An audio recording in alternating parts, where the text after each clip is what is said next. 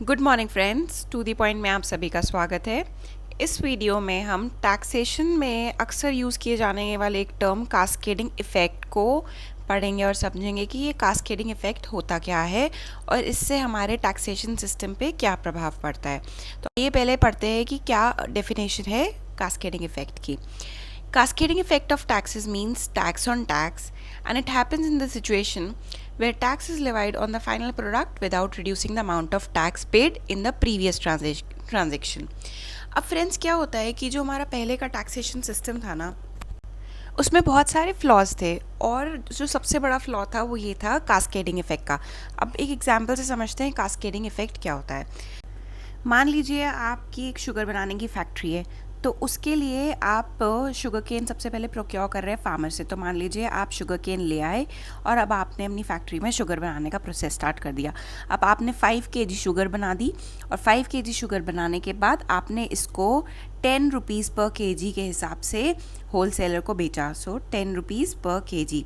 तो आपने 5 kg sugar बेची 50 रुपीज़ में, प्लस इस पर 10% टैक्स लगा। ठीक है, टैक्स एट द रेट 10%। ठीक है, सो कॉस्ट आपने जो होल सेलर को, जब आपने होल सेलर को बेचा तो होल सेलर के लिए क्या परचेज प्राइस हो गया 55 रुपीज़, राइट।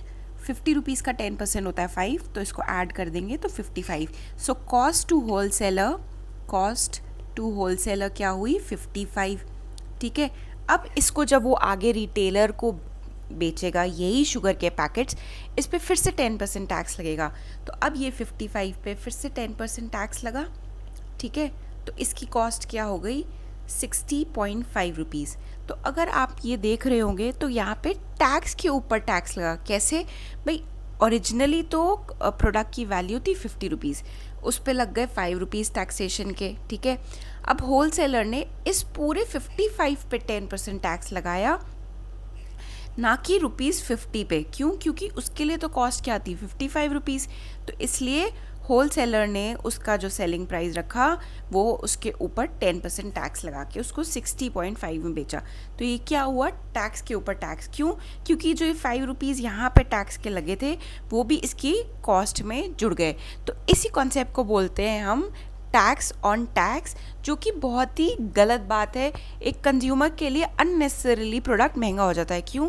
उसकी कॉस्ट ओरिजिनली थी 50 रुपीज़, फर्स्ट स्टेज पे टैक्स लगा तो उसकी कॉस्ट बढ़ गई 5 रुपीज़ से, फिर वापस नेक्स्ट स्टेज पे टैक्स लगा तो उसकी कॉस्ट और बढ़ गई 5.5 से। तो उसको कॉस्ट कितनी टोटली बढ़ी 10.5 रुपीज़। तो वो सिर्फ टैक्स के दे रहे हैं, जो कि एक्चुअली में केस नहीं होना चाहिए। क्यों? क्योंकि गवर्नमेंट का टैक्सेशन रेट था सिर्फ 10%। तो ओरिजिनली उसको सिर्फ 5 रुपीज़ टैक्स देना चाहिए था, लेकिन अब वो क्यों कितने टैक्स दे रहा है 10.5 रुपीज़ का टैक्स दे रहा है। क्यों? क्योंकि कंपाउंडिंग इफेक्ट हो रहा है, कास्केडिंग इफेक्ट हो रहा है, टैक्स के ऊपर टैक्स लग रहा है। तो इन्हीं सब चीज़ों को हटाने के लिए गवर्नमेंट ने एक नया टैक्सेशन सिस्टम लेके आए जिसको बोलते हैं goods and services tax. But उसको समझने के लिए कि पहले वाले टैक्सेशन में क्या फ्लॉज थे, आपको ये एग्जांपल समझ आना बहुत ज़्यादा ज़रूरी है। मैं आपकी कन्वीनियंस के लिए एक बार इसको फिर रिपीट कर देती हूँ कि शुगर केन फैक्ट्री थी, 5 kg शुगर लेके आया एट द रेट 10 रुपीज़ पर kg, तो कॉस्ट हो गई 50। तो जब जो शुगर मैन्युफैक्चरर थे उन्होंने इसको होल सेलर को बेचा तो इस पर 10% टैक्स लगाया, तो कॉस्ट हो गई 55 रुपीज़ टू होल सेलर। अब जब होल सेलर इसको और आगे बेचेंगे इस पर फिर से टैक्स लगाएंगे, तो ये हो गई इसकी कॉस्ट 60.5। तो यहाँ पे 50 रुपीज़ की जगह 55 पे 10% टैक्स लगा। सो इसलिए इसको बोला गया cascading effect, which means tax on tax. So cascading effect की हम डेफिनेशन पढ़ चुके हैं। Due to the above effect the price of the product drastically increases as the amount of tax collected is much higher than the real rate of taxation applicable on the product. भाई real rate of taxation क्या था 10% था ना, जो हमने यहाँ पे लगा दिया था। लेकिन अब टैक्सेशन रेट क्यों क्यों और बढ़ गया, हमने फिर से उसके ऊपर यहाँ पे नेक्स्ट स्टेज पे टैक्स लगा दिया है, इसलिए उसके ऊपर टैक्सेशन बढ़ गया। सो एंड में कॉस्ट ऑफ द प्रोडक्ट भी इंक्रीज हो गया। नेक्स्ट स्लाइड में हम एक बार इसको एग्जाम्पल देख लेते हैं कि ओल्ड सिस्टम में क्या होता था और जीएसटी सिस्टम आने से कैसे हमारी टैक्स सेविंग हो रही है। देखिए, manufacturing cost of the car 2,50,000। अब डीलर ने अपना प्रॉफिट जोड़ा 50,000, तो कॉस्ट क्या हो गई 3 lakh rupees. So this is the selling price. उसके बाद एक्साइज ड्यूटी लगी 10%। एक्साइज ड्यूटी एक ऐसी ड्यूटी होती है जो मैन्युफैक्चरिंग पे लगती है, मैन्युफैक्चरिंग जो कि इंडिया में हो रही है, तो 10% से उसके ऊपर एक्साइज ड्यूटी लग गई, तो हो गया 3,30,000। अब इसके ऊपर लग रहा है वैट 10% से, किसके ऊपर, ये जो फिगर आया था 3,30,000 का, तो 10% ऑफ 3,30,000 इज 33,000, तो कंज्यूमर को कॉस्ट क्या पड़ी 3,63,000। अब जीएसटी सिस्टम ने इस कास्केडिंग इफेक्ट को कैसे हटाया।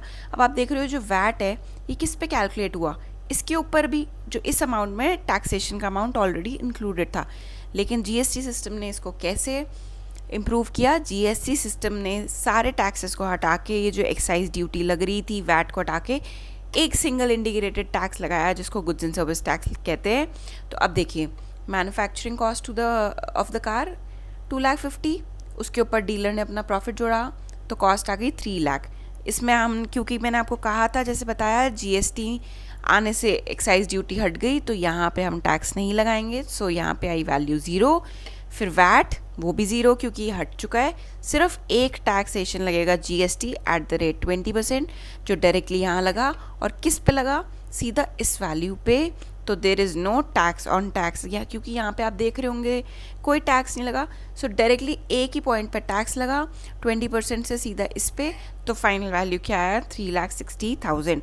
तो अगर आप यहाँ पे देख रहे हो तो टैक्स की सेविंग हुई। पहले आप कितना टैक्स दे रहे थे 3,63,000, अब आप दे रहे हो 3,60,000। क्यों? क्योंकि यहाँ पे there is no tax on tax, कोई कास्केडिंग इफेक्ट नहीं हो रहा, इसलिए यहाँ पे कॉस्ट भी कम पड़ रही है कंज्यूमर्स को। सो फ्रेंड्स, आई होप आपको ये क्लियर हो गया होगा कि कास्केडिंग इफेक्ट क्या होता है टैक्सेशन में और जीएसटी आने से ये कैसे इम्प्रूव हो गया। So friends, this is all for the today's video. Stay fit, stay at home. Thank you so much.